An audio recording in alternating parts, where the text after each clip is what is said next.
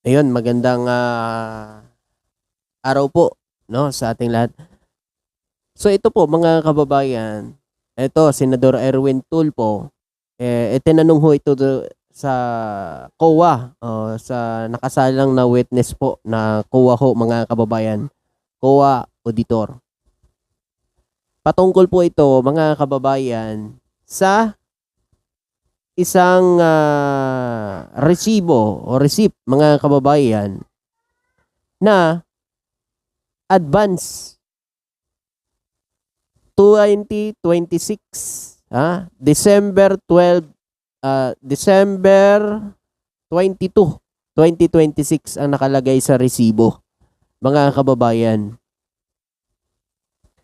Kaya eto tinatanong ni Senador Erwin Tulfo kung ano ang nangyari dito, bakit advance yung ano pala yung ginamit siya nung 2022 mga kababayan. Okay, eto pakinggan natin. Napansin po ba ninyo na yung isang acknowledgement receipt na 220,000 para sa payment of reward, parenthesis, various goods, para kay TJ Verano, 220,000 po ito. Ang date po ng receipt ay December 22, 2026. Samantalang ang expenditure ay para sa taong 2022. Typo error po ba ito o minadali ang paggawa ng AR? 2026 po, Your Honor. 2026 po. Acknowledgement receipt. December. Tama, 2022 acknowledgement receipt. Ayan po. Ay para sa 2022 po yata ito. Oh. Kayo mga kababayan, anong masasabi nyo dyan? Minadali etong paggawa ng receipt, mga kababayan. Biro nyo 2022. 2026 ang nilagay na date. May perma pa.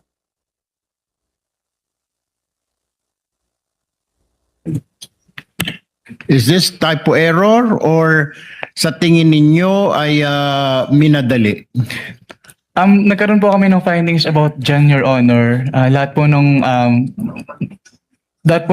ARs po na nakadate po, na hindi po nakadate ng 2022, na isama po namin doon sa aming notice of suspension po.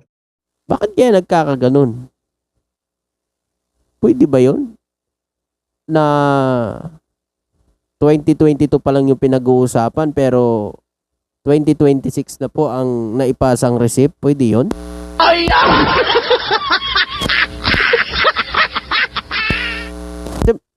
Maliwanag po dyan Maliwanag po, di ba? Kung makikita nyo mga kababayan, maliwanag po. 26, 12, 2026. So, kumbaga, ay yung day, tapos yung month, tapos yung year. Di ba?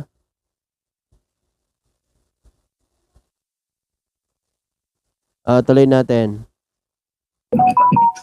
Lahat po nung ARs po na nakadate po, na hindi po nakadate ng 2022, na isama po namin doon sa aming notice of suspension po.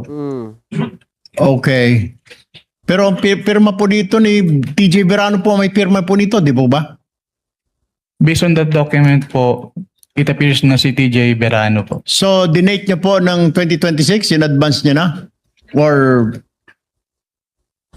In advance na.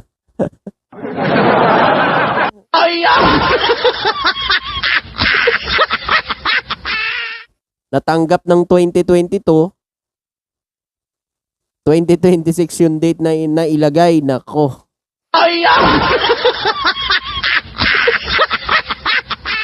Baka sa sobrang madali, mga kababayan, nagkamali ng lagay. Kasi mahuhuli na.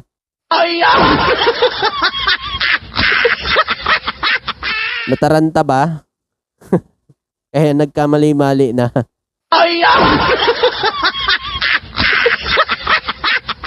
Siguro ito talaga yung time para mawakasan na itong kanilang mga ginagawa. Ito na yung panahon, 'di ba? kung nung panahon ng tatay niya, nakakalusot siya. Di ba nga, mula siyang naging mayor, meron talaga isang confidential fund.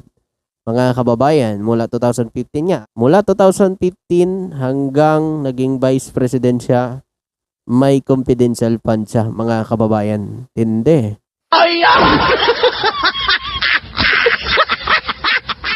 Tuloy natin.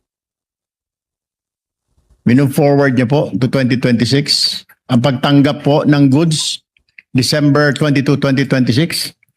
Para sa 2022 po ito. Yes po, kaya po kami nagkaroon ng findings about dyan, Your Honor.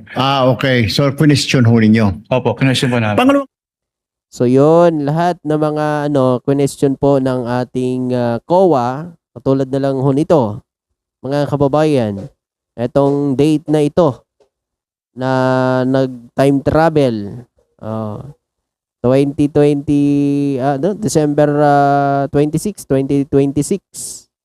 Pero yung ginamit o tinanggap, mga kababayan, nung 2022. So, nag-time travel, mga kababayan. So, kayo, ano masasabi nyo dito? Nag-time travel? O may nadali? O ano pong makukomento nyo dito? Mga kababayan.